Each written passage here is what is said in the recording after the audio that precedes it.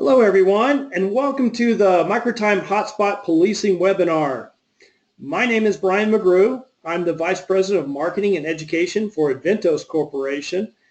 And we will be introducing our guest speakers in just a few moments. But let's start out by covering a few housekeeping items regarding today's webinar while some of our attendees continue to join. Everyone but the speakers and myself have been placed on audio mute to avoid any background noise that may be distracting. In the GoToWebinar pane on your computer screen, you will be able to participate and interact by typing your questions in the questions box and answering a few live polls that we will have for you throughout the webinar.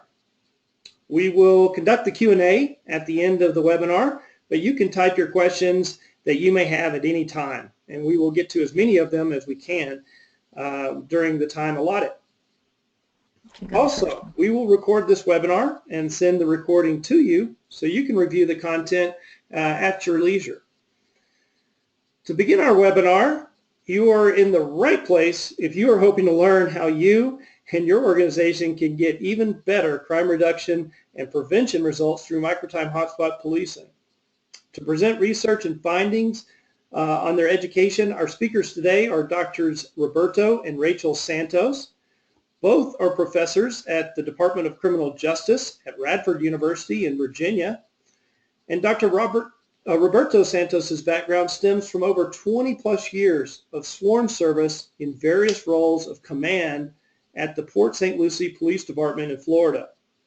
Dr. Rachel Santos' experiences come from over 20 plus years of working with police organizations on police organizational change, transparency, problem solving, crime analysis, and accountability. So although most of you know what a Microtime hotspot is, let's begin by defining it and how it develops. I'll now turn over the presentation at this time to you, Dr. Rachel Santos.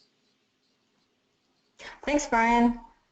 Hi, everybody. Welcome to the webinar. We're really happy to be here and be able to reach out to so many people through the internet versus having to see everyone to be able to deliver this good information. But let's start off with the definition of a microtime hotspot, since that's really what we're talking about today and responding to those as a police organization. Basically, what we're talking about, microtime hotspot is just that. It's short-term hotspot. So this is typically the type of crime pattern that you may see by your crime analyst. So crime analysts may call it a hotspot, but it's short term, so we call it a short microtime hotspot. We also say, it's like a crime flare-up, something that's flaring up in different areas of the city that may not necessarily be a long-term hotspot. And how we define it is it's the emergence of several closely related crimes within a few minutes travel distance from one another. And why this is important is because there are different geographies in different jurisdictions. So a place like New York City, the few minutes of travel distance could be walking. So that could just be a couple blocks, but then places like Arizona and Florida, where people drive most places, that could be a mile or so because of the driving. These typically microtime hotspots occur within, could be several days or 1 to 2 weeks. And again, that's the microtime aspect of it, in an area that's not necessarily accustomed to high levels of crime or that has an ongoing crime problem. So while these do occur in long-term hotspots, they can flare up within those.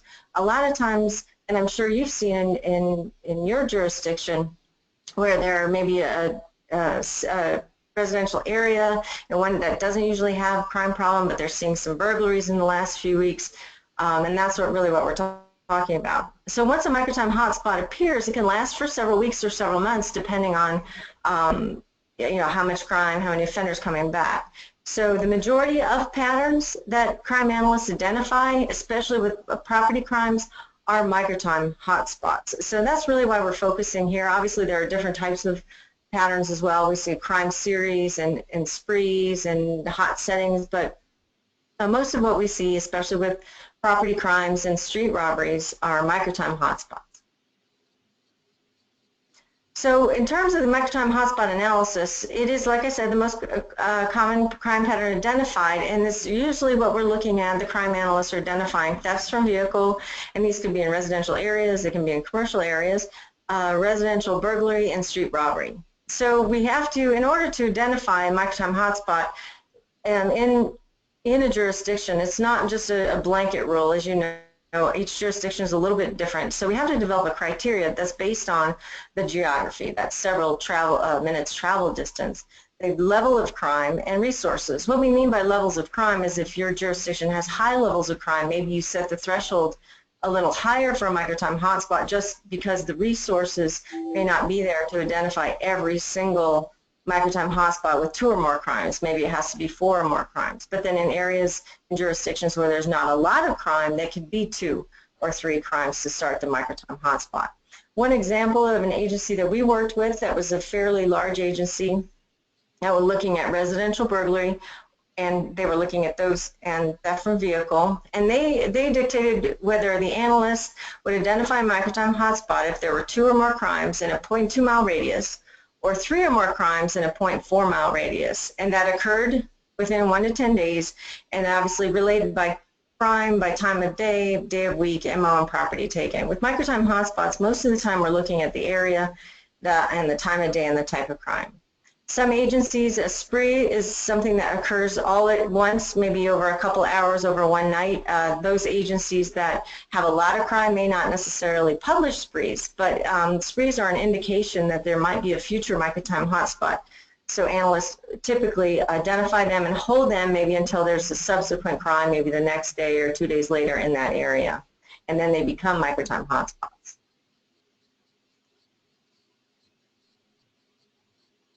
So just to show you a little bit of how a microtime hotspot evolves, just visually, here these are residential burglaries, and here we see on February 1st there was a crime, and 4 days later we saw another crime, and because these occurred within a 0.1 mile radius and within 10 days, we identify them as a microtime hotspot. And then when we go, as the time goes on, we have crimes 3 and 4, and that was 3 is 2 days later. Number 4 was 3 days after number 3 within a 0.2 mile radius. So we're still within the constraints of our criteria. So now all 4 of these crimes are part of the microtime hotspot, and that hotspot, the analyst then updates that. So now we see here another crime, the red one, number 5, occurred 5 days later, but it was outside our criteria in terms of the radius. So that one would not be included, even though it's kind of close by, but it's important to stick to that criteria and be focused. And then number 6, which occurs within our radius again, is 7 days after, so it would still be within the 10 days, and that would be part of our microtime hotspot. So we're looking at our final hotspot. Our microtime hotspot is 5 crimes that occur over 16 days from the February 7th to the 17th. Oh, I'm sorry, and over in a 0.2 mile radius. All right, so just to contrast quickly between microtime and long-term hotspots. The microtime hotspots then, just to summarize, are short-term clusters of crime incidents that do flare up in different areas and within days and weeks. And Roberto's going to talk about this in a little bit, to talk about what are the effective responses specifically, but they are typically tactical, and they're things that the police can implement on their own.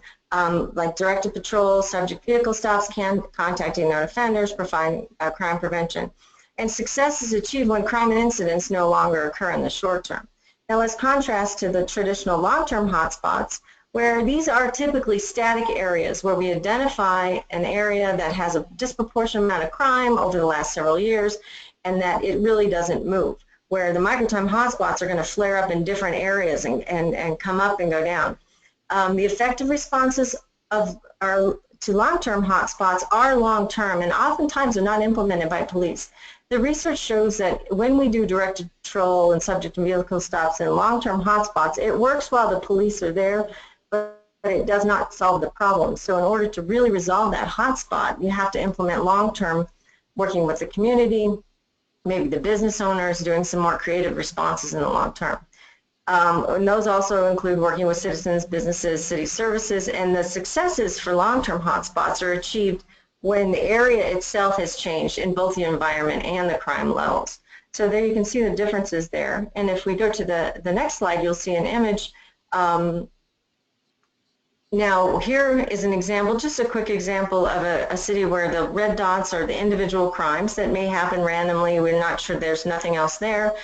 These clusters with the blue circles now are microtime hotspots that may be happening in within the 10 days or a little bit over time. So these happen in different areas. And there might be one area where you see multiple microtime hotspots and crimes that is your static hotspot, but as you see, they can either build up on each other and become a long-term hotspot, or that hotspot over time will continue to have short-term microtime hotspots within it. So it's important as a police department to address both of these types of hotspots. Microtime hotspots are things that are occurring on a daily basis and maybe come up all over the community, where the long-term hotspots are, once you've identified them, you can address them for a year because they've been there for a while already.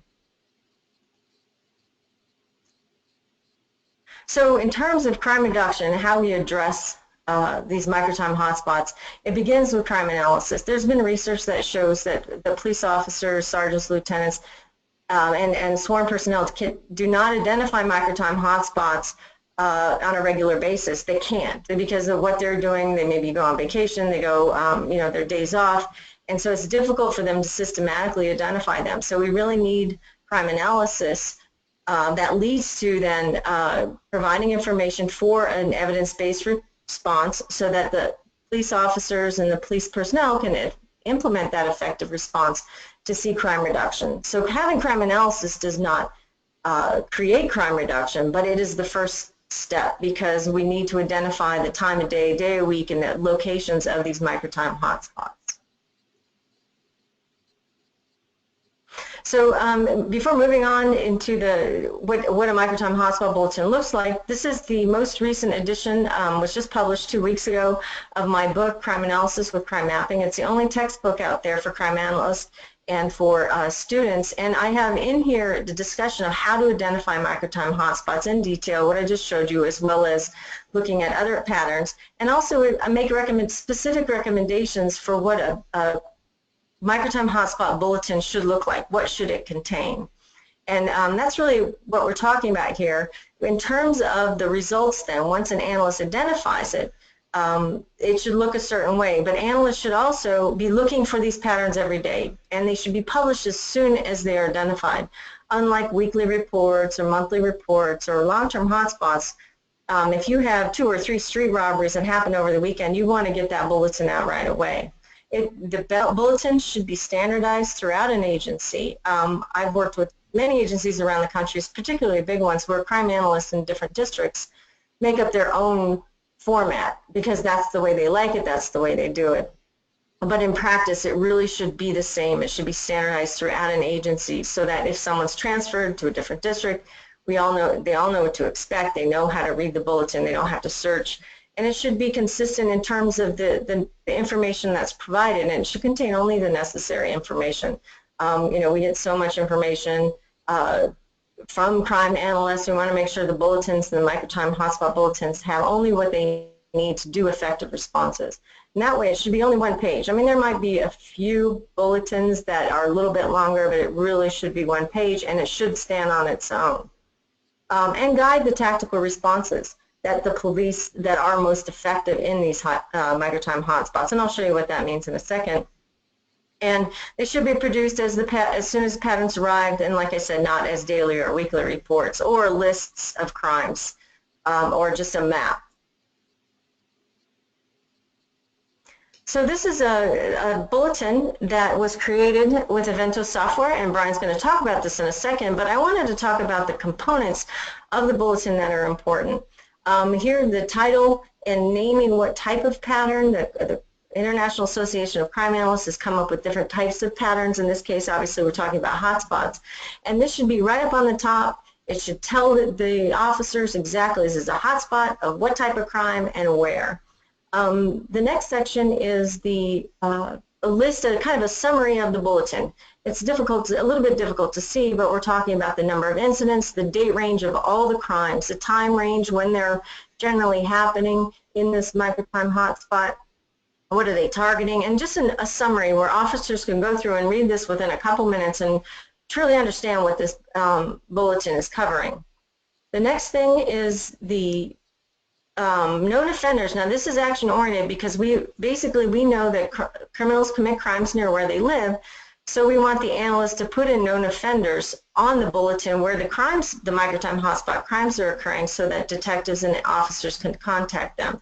So this is action oriented information right off the bat.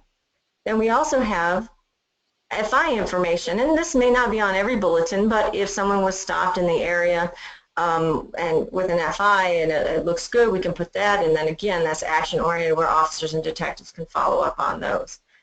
With every microtime bulletin, we want a map that says where the crimes are, and what I like about this in particular is the circle that, when I showed in the evolution, we have that circle that shows the outside of the crimes, it shows the radius and how many crimes in the microtime hotspot. That also points directly to where we want to do directed patrol.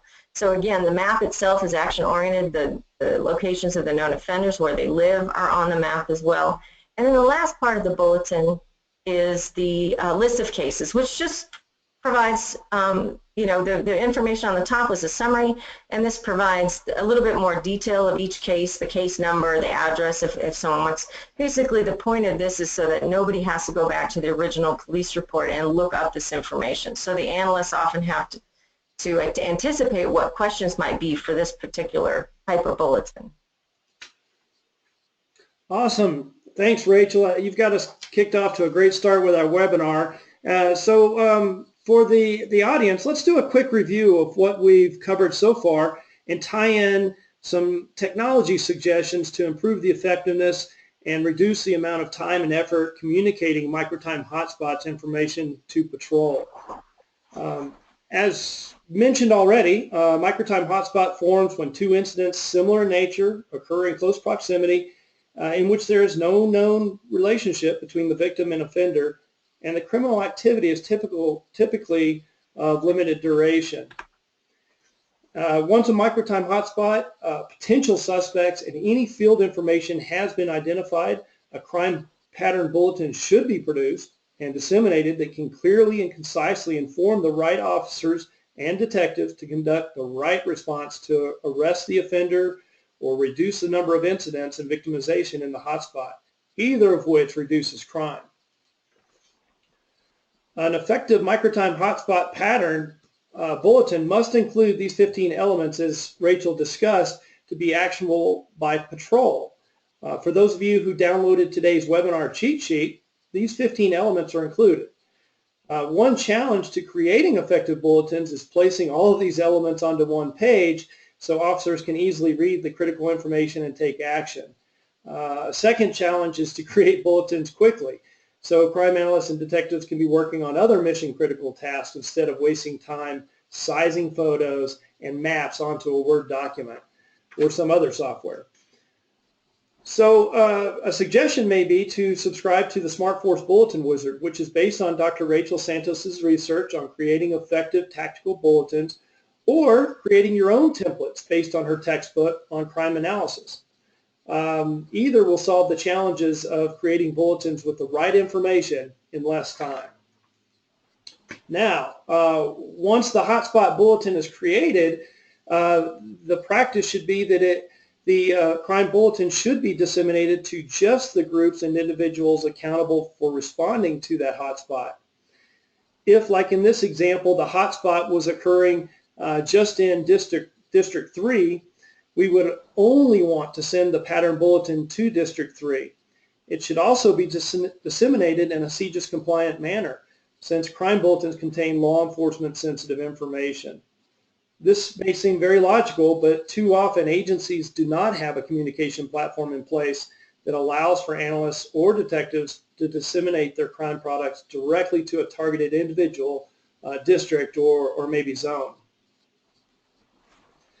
The risk of sending out bulletins to a police department all or a sheriff's office all distribution list is that officers' inboxes get filled with emails not pertinent to their area of responsibility and therefore turn into white noise that is not read or acted upon. The second problem many agencies face is staying compliant with CJIS guidelines for law enforcement sensitive information sharing. Unfortunately, as mentioned, too many agencies are disseminating crime bulletins through email, which is not CJIS compliant and poses risks of information landing in the wrong hands. So to avoid these risks, we recommend using an intranet portal or the Smart Force Information Management System, which is a proven law enforcement IMS. The Smart Force Information Management System allows information and intelligence to be targeted to just the critical officers and supervisors responsible for the microtime hotspot.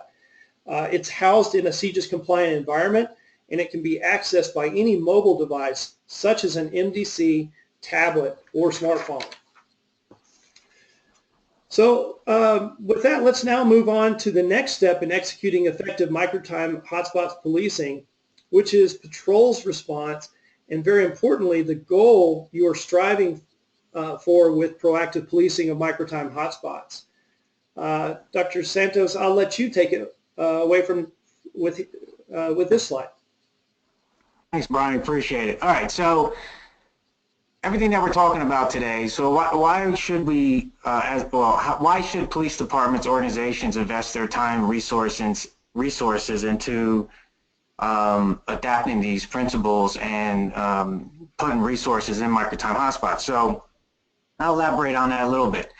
So research tells us, and we know this to be a fact, that there's a phenomenon called near repeat. And so basically what that means is that, and especially holds true when it comes to property crimes, also other crimes, robbery crimes and so forth. But what it says is that once a crime happens in one particular location, it's the likelihood of another crime occurring, similar crime occurring nearby is increased significantly.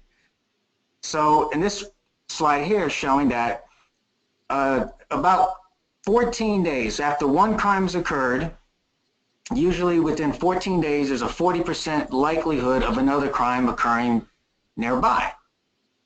So with that knowledge, if we go on to the next point, what do we want to do as a police organization? And what do we want to do very effectively and institutionalize within an organization, knowing that information that I just told you? So one, we have to be able to have people identify, crime analysts identify microtime hotspots on a daily basis. And once one is identified and started, it's distributed out to everyone, and then everyone responds. Everyone has a role within the organization, different divisions and units has a role to respond to this particular unit of analysis. And the goal is, as you see there, is once a microtime hotspot has been identified, the responses are started immediately. And once that occurs, we are trying to significantly reduce that likelihood of a near repeat occurring. With the other slide showed that within 14 days is a 40% chance of that occurring. So if you're consistently doing that to microtime hotspots, you will consistently deter crime and better apprehend people at the same time, and ultimately reducing crime overall. So what do we know based on research? So, and why this phenomenon occurs? Well, offenders commit crimes where they live. So they tend to be somewhat a little lazy, like most of us, right? They tend to want to commit crime close by where they're used to traveling, and that's why these microtime hotspots occur. And tactical responses are relevant for a short time period, and not effective over time in long-term hotspots, as Rachel talked about. So responding quickly and with significant effort is more effective.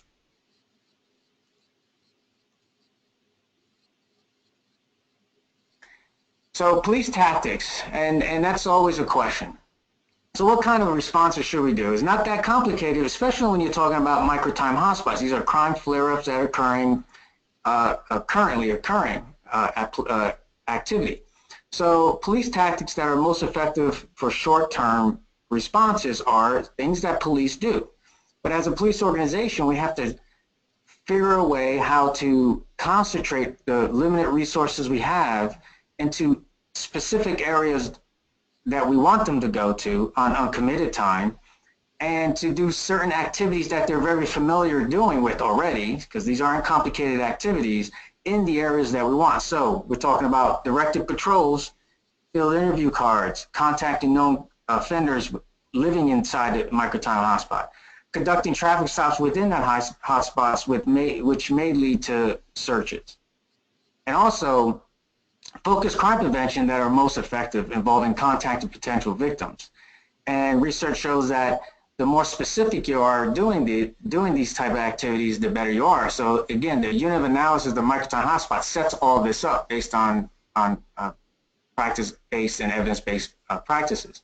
So you could distribute sanitized pattern bulletins to the neighborhood, also contacts in neighborhoods, reverse 911s, volunteers, if you have volunteers, can go out there and do some of this activity as well.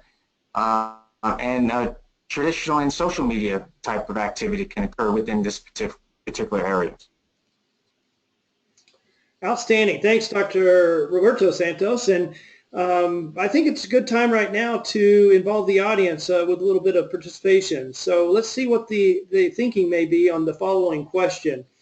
Let's look at this question right here, and I'm going to bring up the poll and allow the audience to participate in this poll. So the question, based on research, what do you think the optimum length of time officers should spend in a microtime hotspot at one time?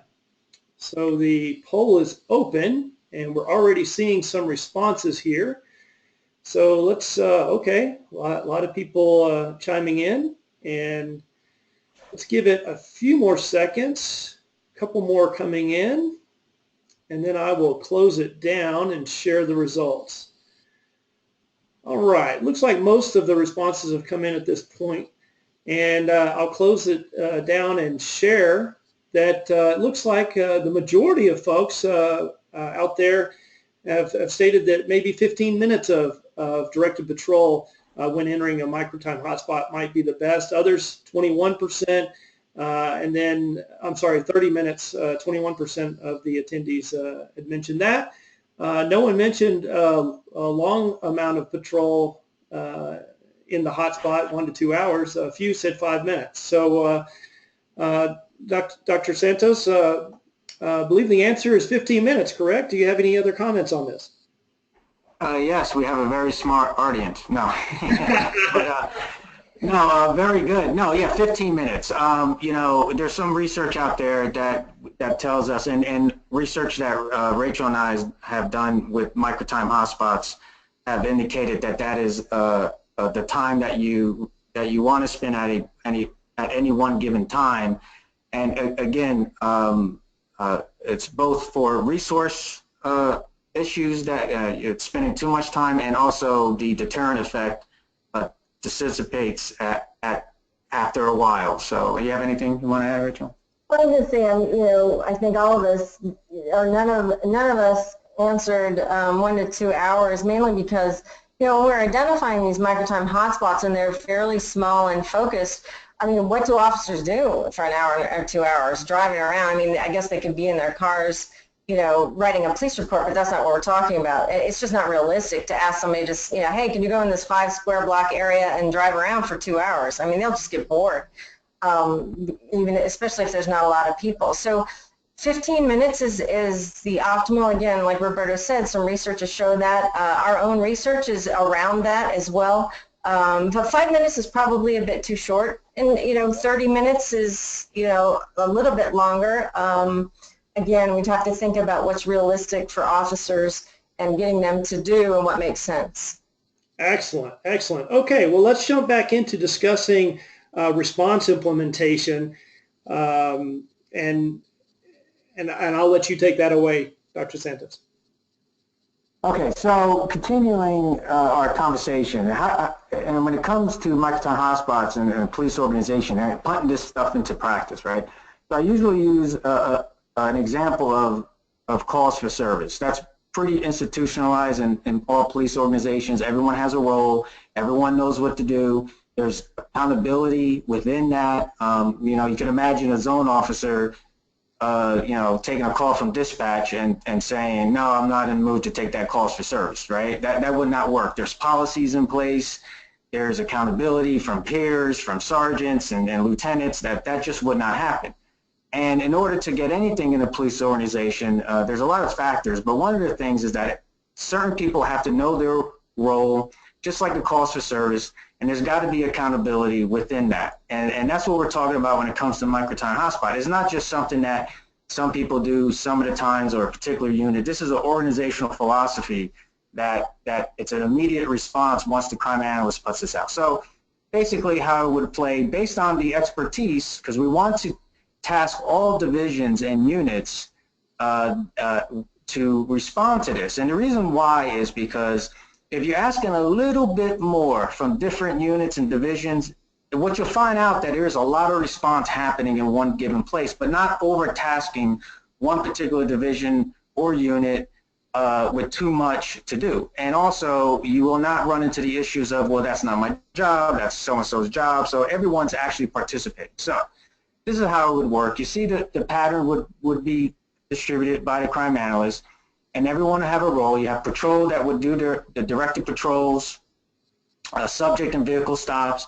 You have criminal investigations. They would have to look at the patterns. They would have to be tasked to be the ones to personally go out and contact the known offenders and get more intelligence, see what kind of things they could find from doing that activity. So now you got two divisions or bureaus, depending on your organization, assisting. Then you have the crime prevention. Some people have crime prevention units, divisions, or a person dedicated to that. They're the ones that will be primarily responsible to contact the potential victims. Then you have the public information officer. We talked about media. Sometimes we have to release some information on the web or news or local news or so forth, and the public information officer could assist with that. And then obviously there's accountability, and those tasks have to make sure it occurs. And this particular unit of analysis, generally speaking, in a traditional hierarchy kind of organizational structure, would be a patrol lieutenant. Then obviously the district captain, because this occurs in particular districts and areas, they would be responsible overall, making sure the activities happening, the communications happening, the teamwork's happening. This actually facilitates all that to occur because everyone's counting on everyone to play their little role in order to reduce crime in that particular area. And then we're just asking people based on their already expertise and what they already do, but kind of getting a little bit from all these different areas of a police organization to contribute their expertise in a particular area that's based on what activity that's happening currently.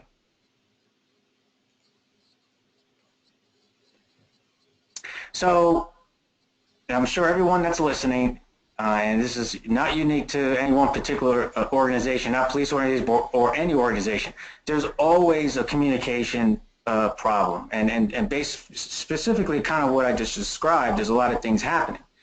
So communication's always vital and important. Now we're going to talk about that and ways to make communication amongst different divisions and units much more transparent, and then also documentation, right? It's tough to get people to document what they're doing, activity.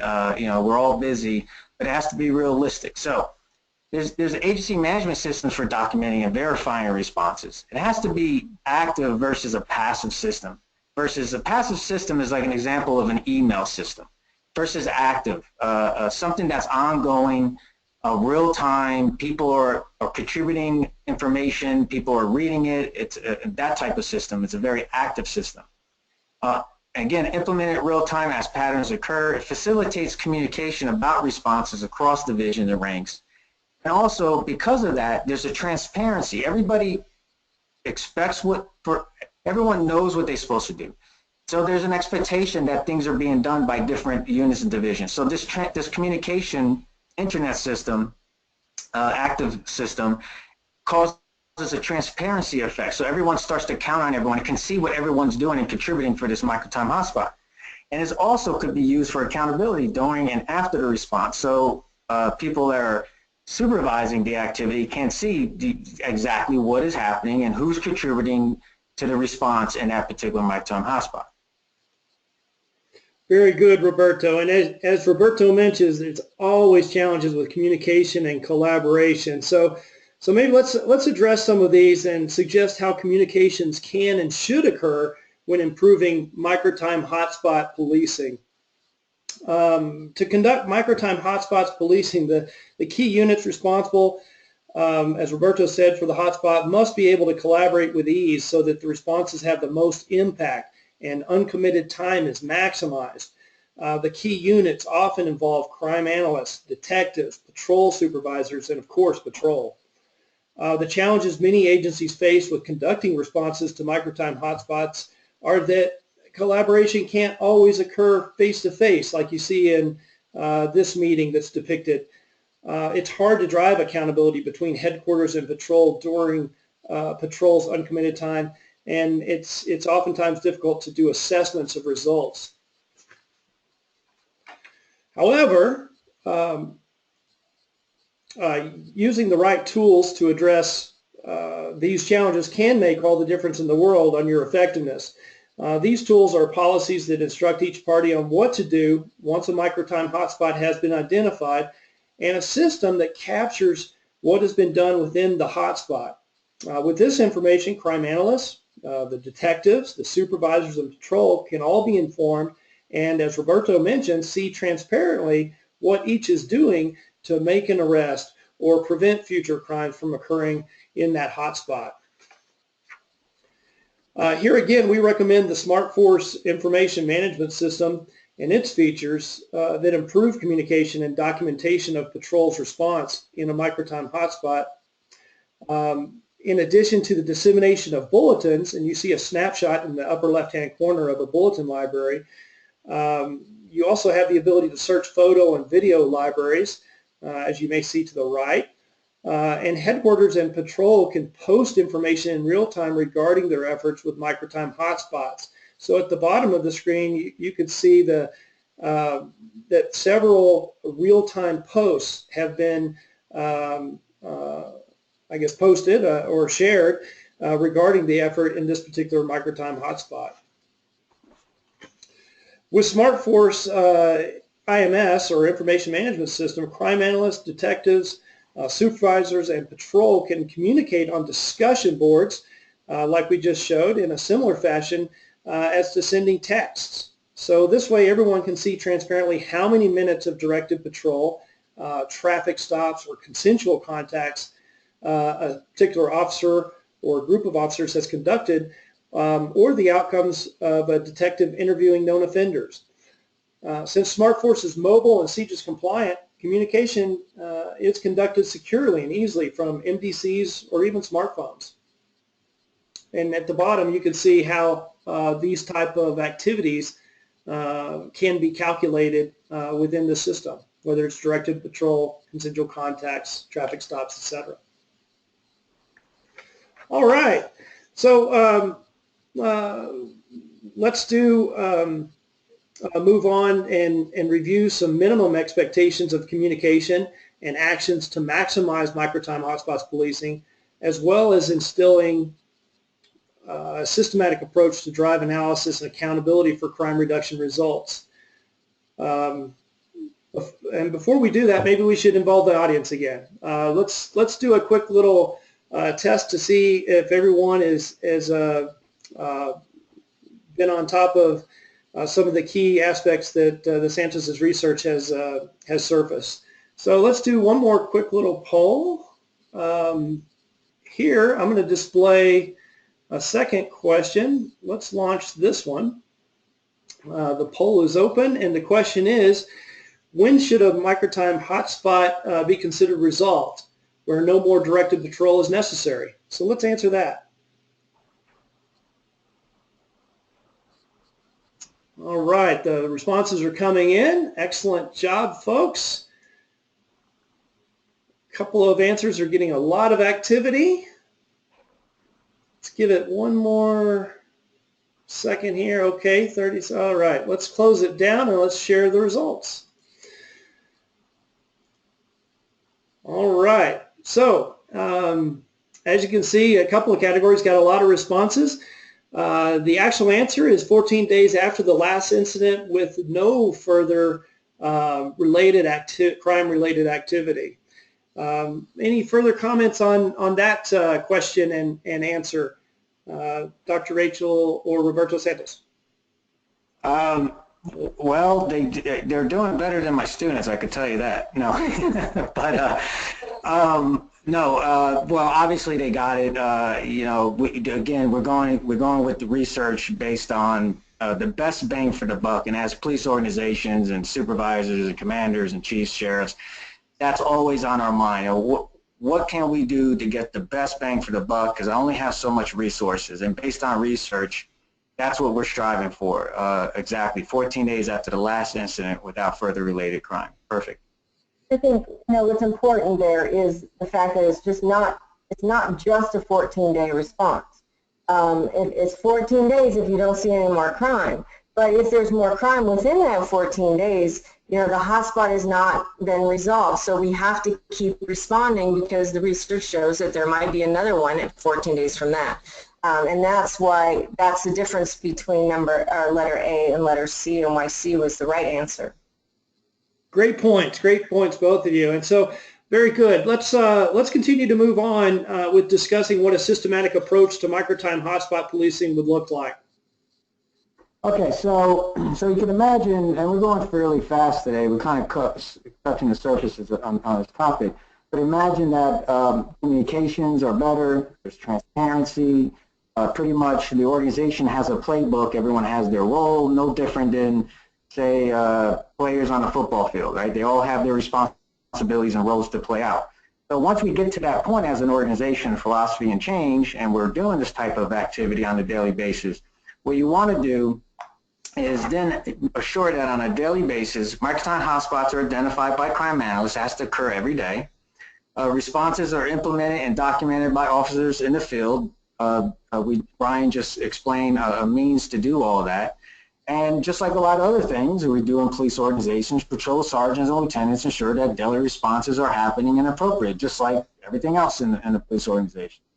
So, but then again, you know, with that said, and again, you have to make sure that this activity is occurring and it's being effective. So on a weekly basis, generally speaking, you want patrol bureau chief holds district captains, and this is just a kind of a traditional hierarchy of organization, accountable for responses happening in their effectiveness in their areas.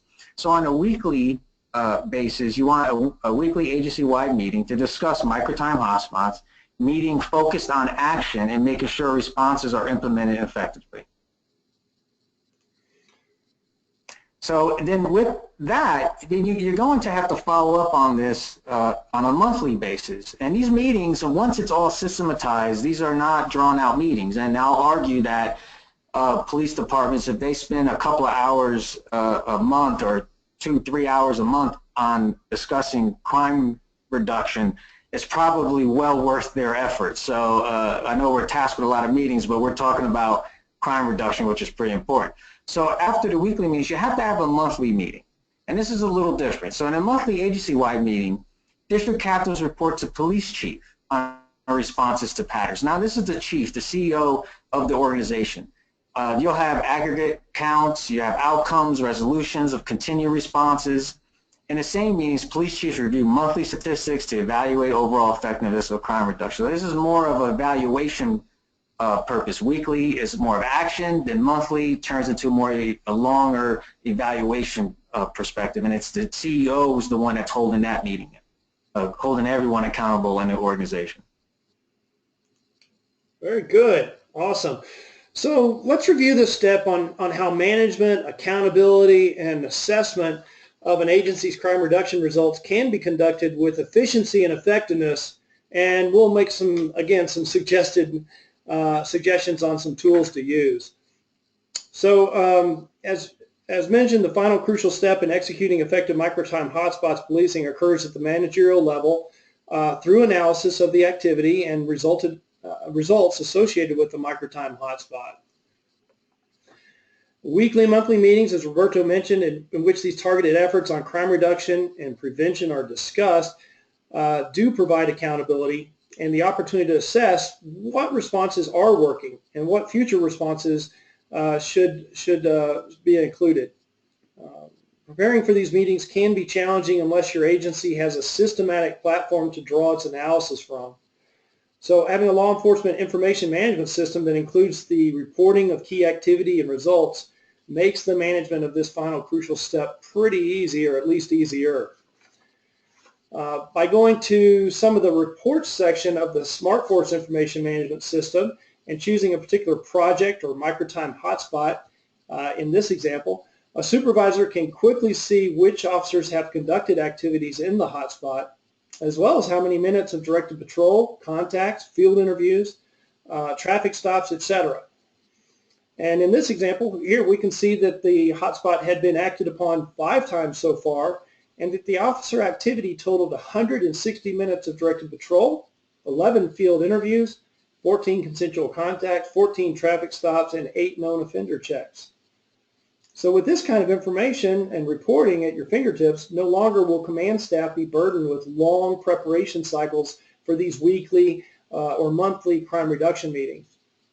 Without an information management system to organize and report on this kind of information, it does make it very hard to assess how effective your agency is at reducing or preventing crime during their uncommitted time.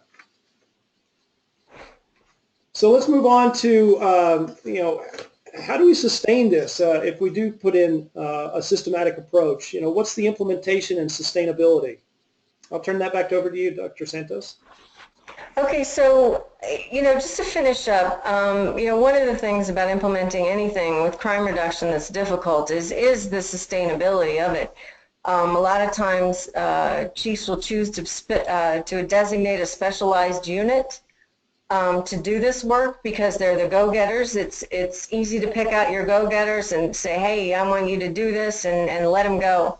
The problem with that is that it's not throughout the organization. You're not changing the organization. You're just kind of putting a little Band-Aid, and then honestly, those people can only do so much. They can only work so many hours a day.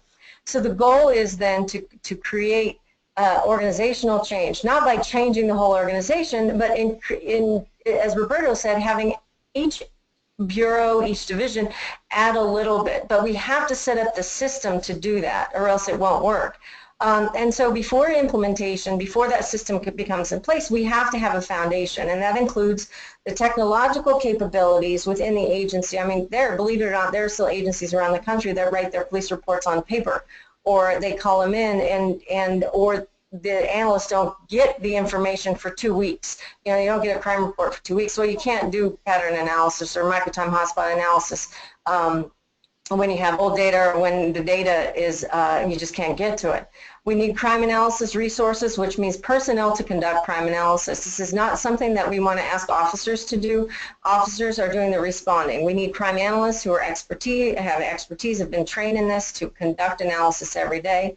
We also need to train sworn personnel. It's important to make sure that they understand what their roles are, but also as important is to understand what everybody else is doing, so that they see that they're just one piece, and there are other people not only at their level, but even at the ranks above them that are contributing as well. And in that training, we assign responsibility of who's doing what, and then we tell them how we're going to be holding everybody accountable. And the structure of accountability, whether that's going to be through meetings, and it will be through the software and watching the communications and making sure everybody puts in what they're supposed to. But also the agency itself has to have that organizational flexibility and cultural readiness. Roberto and I have worked with agencies in the past and are currently working with some agencies in a different context that they would not be ready for something like this because they don't have that foundation. We do need a proactive and positive crime reduction culture. But also, if you implement a system like this and you start small and you implement and you create rules and you raise the minimum expectations for a whole bunch of people instead of trying to change their job, you can create the organization and make it into a proactive positive crime reduction culture with this, as well as, and I think that the most important thing about implementing a system for microtime hotspots is to be able to reduce crime and be more efficient. A complaint that when we ever go to whatever police department, I don't care how much staff, what their ratio to officers to citizens are, they always say, oh, we don't have enough. We don't have enough cops. Well, we'll never have enough, because the more police officers you have, the more you can do.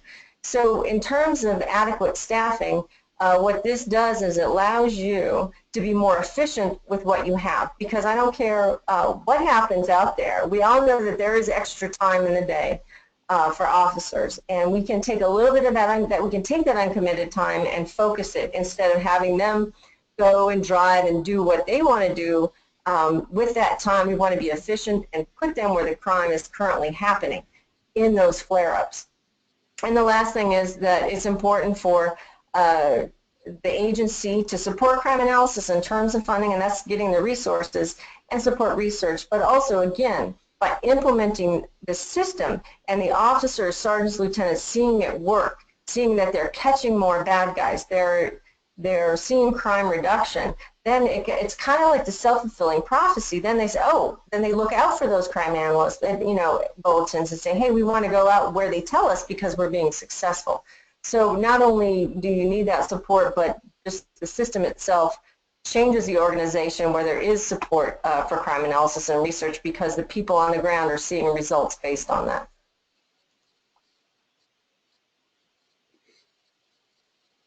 All right, so in order to see, there's really 4 things, and just to review what we've talked about, to see the great results, we need action-oriented analysis. That's what that bulletin was. There are things on that, but it's not just a piece of information that people look at and throw it in the garbage on their way out on the road. This is something that's action-oriented. This is where you go. This is who you talk to. This is when you talk to them. This is what kind of things you're looking for. We've also talked about which responses are the most effective in this context. There are different responses that are effective in a long-term context, but these are, the traditional things that police can implement are most effective here, which is why we recommend them, and agencies of implementing them for microtime hotspots. And then finally, the communication. You can't have this system, just like with calls for service, and Roberto referred to it, the institutionalization of calls for service requires a system of communication from dispatch to the officer, from the sergeant to the officer, and so on. And then lastly, again, the same thing, accountability. So communication and accountability are the key to making this happen. We understand that action-oriented analysis is necessary. We know the responses that work, but in order to make it happen in the real world and in the agency, we need to have a system of communication and of accountability. Excellent, excellent. I think we have time for one quick final audience poll, so let me cue this up, and let's see what the audience comes up with here. So audience poll, question number 3. Let's see. I've just launched it, so it's a true-false question. The primary measure of results in microtime hotspots policing is arrests. Let's see. Here come the answers. Here come the answers. All right. We'll give it 5 more seconds. And let's publish some results. Well, the audience seems to be right on top of things here. As most people replied, the answer is false, and maybe many of you have heard this before in the past, but you can't really arrest your way out of a crime reduction strategy. So Drs. Rachel or Roberto, any other additional comments to this question and answer? No, I think you just hit it on the, you just said it. You can't arrest your way out of a lot of things, and obviously the audience knows that. And what we're trying to do, again, is we're trying to deter people from continuing their activity in those areas. So they were right on the money on that. And just a real quick aside, the research that we've done on microtime hotspots, we've done now a quasi-experiment as well as an experiment. And what we're finding is that it's about a 20 to 30% reduction on each individual microtime hotspot that if you respond versus not responding, that you will see it go down. And if you do that over time, and not every crime is part of a microtime hotspot, but say a little bit more than half, you could see a 20% reduction over the whole year by responding to microtime hotspots. Now, are you arresting people in every case? No, but what you're doing is you're preventing crime, so the numbers are going to be lower. So that's another reason as well. Excellent points. Excellent points. Thanks for your commentary. So let's move on to the Q&A. A few questions have been typed in throughout the webinar. So with a little bit of time here, let me jump in with the first question. Looks like a good question directed to the doctors here. Have police departments adopted these techniques, and were they successful in reducing crime? Yeah, it's a good question. Yes. There's been several police organizations in different states in the United States that have adopted this form of as one of their strategies, and they've seen some really good results. We've done some research with surveys before and after implementing this type of tactics, strategies. And we were trying to figure out, we talked about it in this webinar, did this type of activity actually increase communication, increase teamwork, increase all these different things that we were looking at? And we're seeing significant improvements on all of these things. And I've been in the business for a long time, and to see that great of an improvement when it comes to communication and effectively working together to reduce crime, it's been pretty impressive. And as far as I think the second part was, have we seen reductions in crime? Yes, we've seen, say for instance, Port St. Lucie Police Department in Florida have seen in property crime over 40%. I know that sounds a little high, but 40% reductions of property crime, and clearance rate, which is just phenomenal. I think the average in the United States is below 20 for property crime, and they're up in the high 40s. And so, yeah, and that's just one example of a lot of different agencies that have seen some real good outcomes from this work.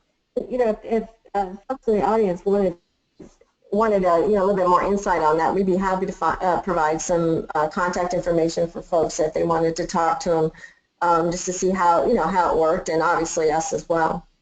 Excellent. Let's move on to another question with a couple minutes left here.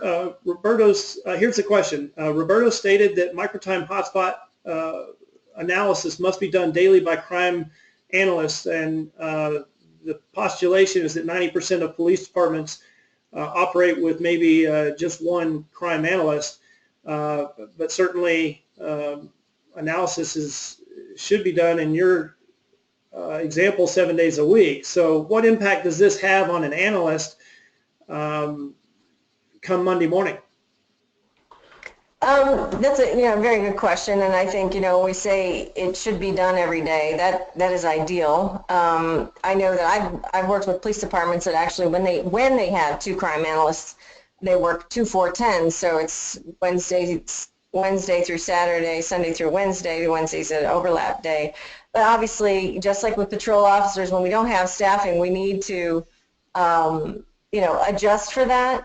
And Mondays can be if analysts are working a Monday through Friday, and maybe that requires an adjustment of schedule. If you have most of the crimes are happening on Fridays and Saturday nights, maybe they work a Sunday through Thursday. But it all has to. They can only work a certain amount of hours a week. So yeah, it has to be realistic. But the point is, more importantly, is that an analyst, if pattern analysis is going to be important, the analyst every single day has to walk in and do pattern analysis. It's not just something that they do every Monday or every Tuesday. It's something that they do and they look at every day. Maybe there's not a pattern every day, but they actually conduct the analysis every day.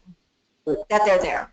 With that said, we've worked with many agencies that the analysts work 5 days a week, weekends off, and they're very effective in identifying patterns. And yeah, Mondays are a little bit of a catch-up day for analysts. But then again, it comes to being realistic in their expectations. They may not be able to look for all types of crimes. Maybe the organization is concentrating on one or two particular crimes that is the mission of the organization to try to reduce for that year. So those are the two crimes they're looking for specifically for patterns. So there's ways, when we say every day, obviously we're talking about best case scenario, but most importantly, it's not something you do on a Tuesday or you distribute it on a Thursday. That's not, we find that will not be effective if you do it that way. Great. Well, we're at the top of the hour, but there is one last question, if we might can answer it quickly. Can you address how population size and density affect the determination of a microtime hotspot, specifically microtime hotspot size and number of incidents within that radius? Yeah, and I think that you know, we don't have a specific formula because there really isn't one for population density and proximity, because it also accounts for how much crime, what type, you know, how much crime the agency is seeing. You can have a really dense area, but if there's not a lot of crime, the criteria are going to be different. And also the type of crime you're looking at. You know, if it's theft from vehicles, your criteria might be different than residential burglaries or street robberies. So that is just, and that's the skill of the analyst, but also it's a skill, it depends on the resources. How many resources, how many patterns can you handle in a week or 2 weeks or 3 weeks?